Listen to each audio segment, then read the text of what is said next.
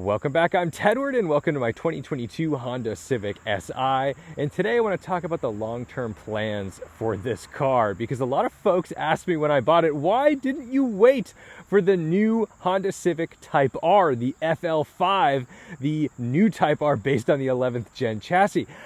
Well, I do want that car. And yes, I probably will find a way to trade this Civic Si for the Honda Civic Type R, but it's not so simple because the Civic Si actually offers a lot of great things that the Type R doesn't offer. So first up, the Civic is very simple. We've got an all-season tire that costs very little. We have pretty small brakes that cost essentially nothing to replace. We've got 18-inch wheels with a whole lot of sidewall to allow us to hit all kinds of ugly bumps on New England roads without having problems. Now, the FK8 Type R, the previous generation, had 20-inch wheels, and anyone who actually drove one of those cars went through quite a few wheels because potholes were not good to those 20s, and they would bend and crack, and you'd end up having to replace them quite frequently. The new FL5 Type R will be coming on 19, so hopefully a little less of that rubber band tire style with a little bit more sidewall, but still a 19-inch tire on a Civic will still be a little risky as a daily driver. But that's the deal, is that the consumables on this Si are just so ridiculously cheap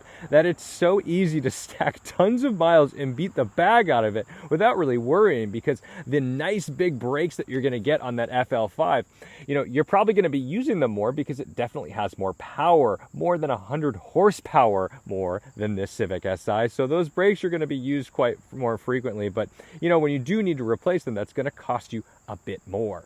And then in the way of creature comforts, this car is certainly a little more geared toward moving people around. And it's little things, really little things, like having an armrest for your rear passengers. Now, the FL5 does have cup holders, which will be in the seat, and that means you're not getting a middle seat. It means it's a 4-seater, not a 5-seater. And to some, that will matter. To me, it doesn't, because I don't think I've ever had more than one person in this car. So chances are that's not going to be a big deal, and oftentimes I end up driving a 2-seater and never having an issue. Okay, so obviously I'm a driver. I like driving cars. And that means that no matter what downfalls the FL5 has compared to the Civic Si, for example, I'll be losing my sunroof. I'll be losing 43 miles per gallon.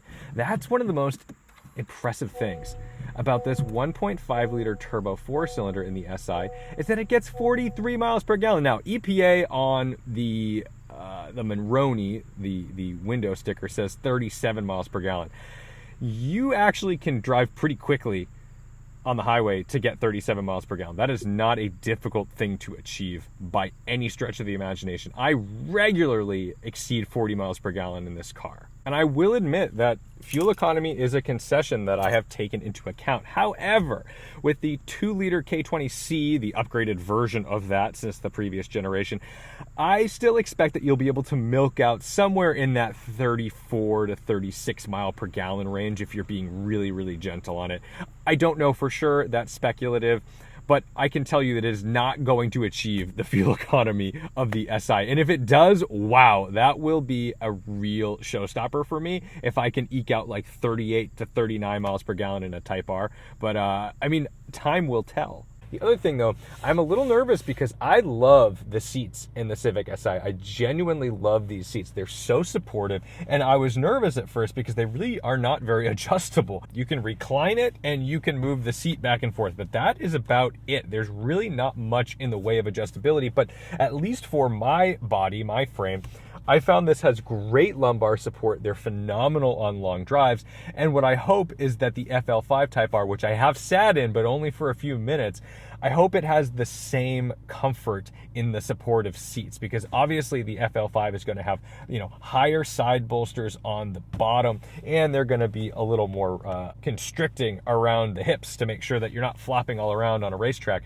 But I want that to still be a nice daily driver. So, when it comes down to obviously a Type R is going to be an upgrade to an Si, there are still things that I really love about my Si that I hope I'm not missing out on the Type R.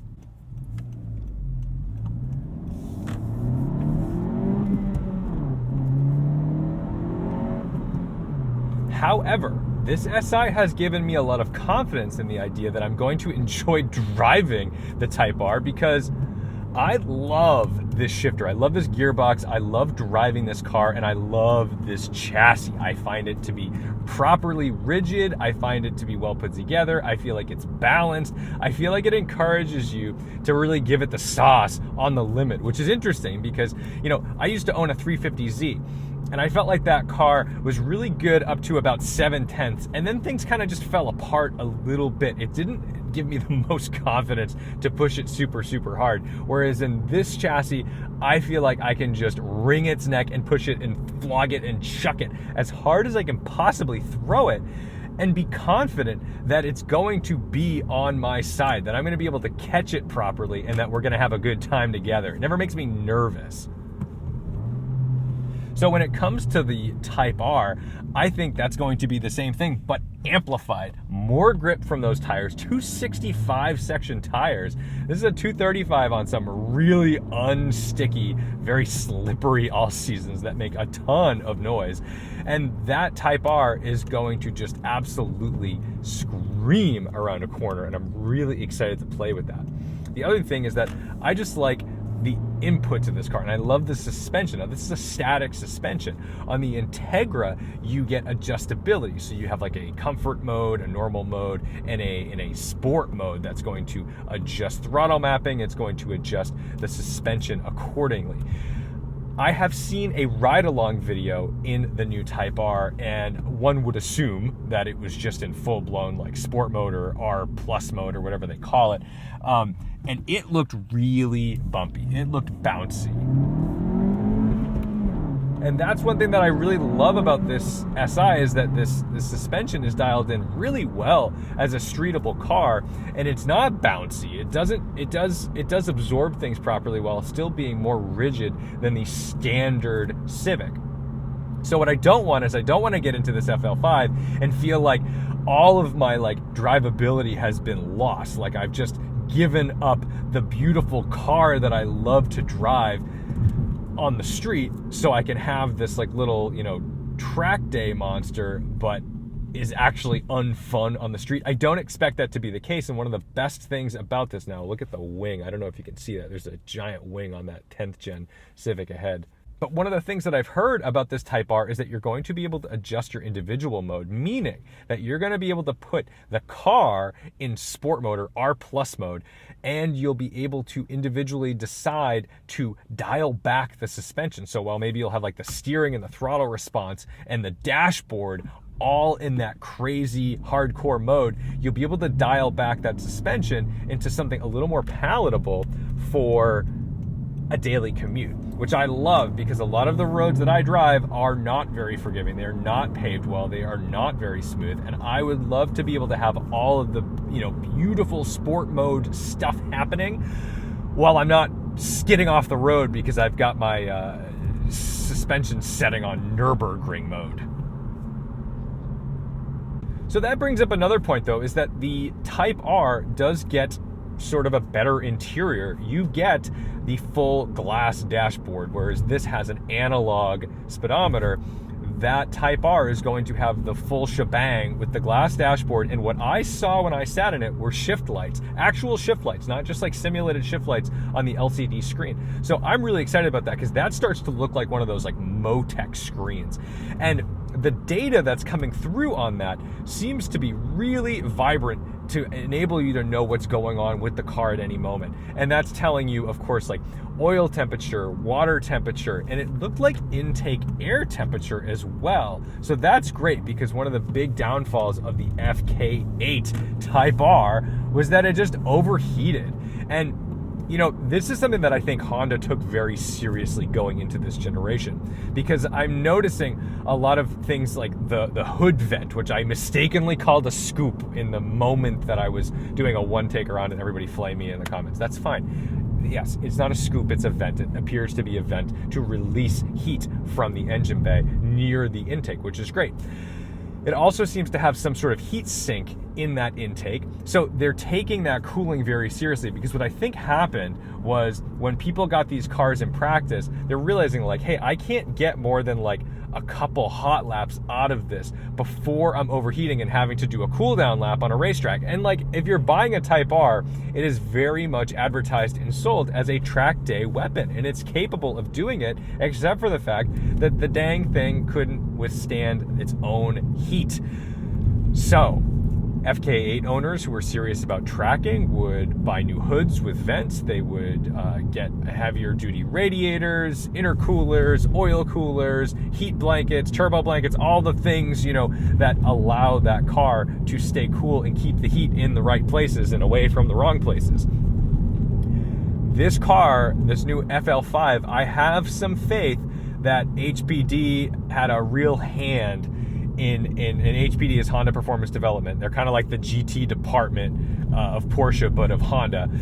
I think they probably had a big hand in making sure that this car was actually going to serve its purpose a little more truthfully in this upcoming generation. And that's pretty meaningful. And that's something that I'm hoping, like, you know, while we still are using the same engine, we're still using this K20C, I hope, as the last generation, I'm hoping that they've taken advantage of the time they've had with that engine to really hone in and correct some of the common issues that folks had with the car. Now, the other thing about that engine is that it is reliable. It is reliable, and that's a beautiful thing. We're seeing people put tons of miles. My buddy Eddie Siegel, and I have to congratulate Eddie because Eddie went out and did Grid Life Time Attack racing this season with Acuity. He had my logo on the back of the car as well. And he'd podium a couple times. He did so well, and he really transformed his Type R with very little modification into a proper weapon. And it's great to see that this engine could withstand, I think he's done like 10 or 15,000 miles of just pure time attack racing on this engine, and it's held up. It's doing well, and that's great. That's pretty impressive. You know, not everybody can say that.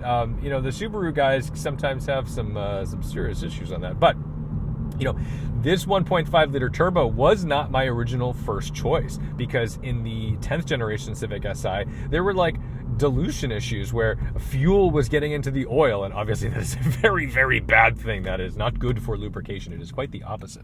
And you know, that's just not where you want to be with your daily driver. And it's interesting because, like, I'm looking at this Civic Si I'm looking at this Civic Type R and thinking, wow, like, it's more hardcore, and I think it will be more bulletproof than this. Now, granted, this 1.5 liter turbo Honda has really doubled down on the use of this engine, and this engine is different than the 10th generation. They've modified things, and I really think this engine has solved a lot of those problems. And HPD, I think, has put their money where their mouth is, because they've come out with that HPD Si FE1 race car, which I drove at Nashville Super Speedway. That's huge that engine, this engine, like straight out of this car, still has the same rev hang. I mean, it really operates exactly the same. It is not really tuned or anything. It's pretty much just the stock engine going into that race car. That says a lot for the longevity of the street car. So if you're somebody buying a car that you want to say, like, hey, I want this to last a long time, when your engine in your street car is the engine being used in a proper race car that's going to be just thrashed by aggressive drivers for hours and hours on end, that is as good a proof in the pudding as you can get. My goodness, they paved this road. What a beautiful thing. What a beautiful thing. I had no idea. This road was a total mess. Tax dollars at work. Oh, except now I'm afraid that there's going to be a speed trap, because they're going to catch me getting excited out of that corner. So, Civic Type R. Yes, I want it. Yes, there are concessions being made for fuel economy, for sunroof, for comfort maybe, because we don't know how soft the softest setting on the suspension in that Type R is going to be. And also a 19-inch wheel versus an 18-inch wheel. More expensive consumables. However, got to remember, when I bought this Civic Si, I bought it to get out of my M3. Now, I loved my E92 M3. I really did. I still do. It's a great car. But I will tell you, that is a money pit. And it was time. It was really time. I was not really prepared to go and spend much more on that car because it just nickeled and dimed the crap out of me to the point where it lost all of its fun. You know, you can enjoy 8,600 RPM in that S65 V8 all day long, except it's not enjoyable when you think it's about to blow up. So getting this Civic Si was not like just an interim choice. Like, of course I want a Civic Type R. I could not wait for that bridge because we still don't know exactly when this Type R is coming out. We know it should probably be announced this fall, in the like October, November timeframe. But I knew I couldn't wait, and I knew I wanted a car that I wanted to own with or without the new car kind of on the way. And this car has served me well, and I would gladly keep it forever if I could never get a Type R, but I think I'm gonna be able to get my hands on a Type R, and it's an experience that I really wanna share with you guys. And also, I miss going to the track. I just can't see myself buying a set of wheels and tires for this Si and going out doing like proper track duty. I feel like it's just not really the purpose of this car. I don't think it really suits what I am going for with this car. I think this car is just a phenomenal daily driver that's getting incredible fuel economy during probably the worst fuel prices I've ever seen in my life. And I am so thankful for that. And I think the Type R is going to allow me to do a little more of the same that I did with the M3 at a lower cost, because my running costs are probably going to be extravagantly lower than my M3. But also, I'm still going to have a new Honda that I'm going to be able to get, you know, more than 30 miles per gallon in, put miles on, and retain value, because I think if I'm able to get that Civic Type R at a reasonable deal, I'm not going to lose very much money on it, if ever. So that's my thoughts, man. That's what's going on.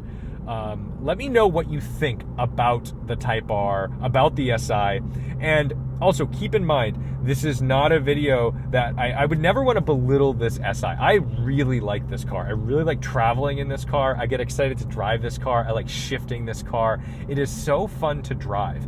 And I don't want anyone to think that like, oh, well, I just got this Si as a bridge to a Type R, because I would keep this Si. In fact, I would honestly rather have both. I would rather have the Type R almost be like my track day garage queen, where like I put paint protection film on it, I take it on some track days during the year, I take it on some fun mountain roads, and I don't stack miles on it, just because it is going to be kind of a special thing. You know, it's like it is the poor man's GT3, right? Like, it really is.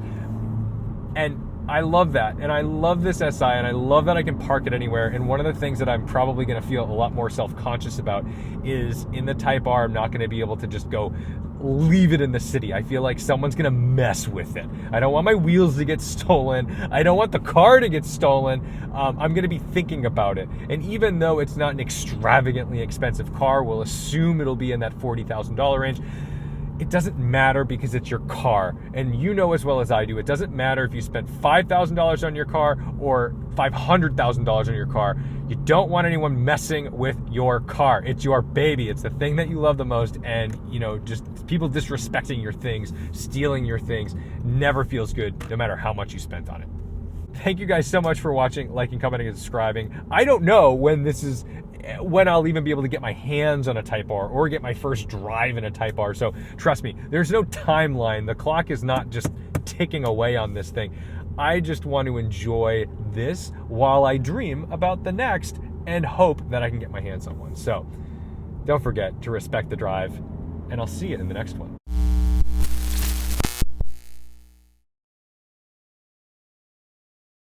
Oh man, this road is so good now. They've paved things.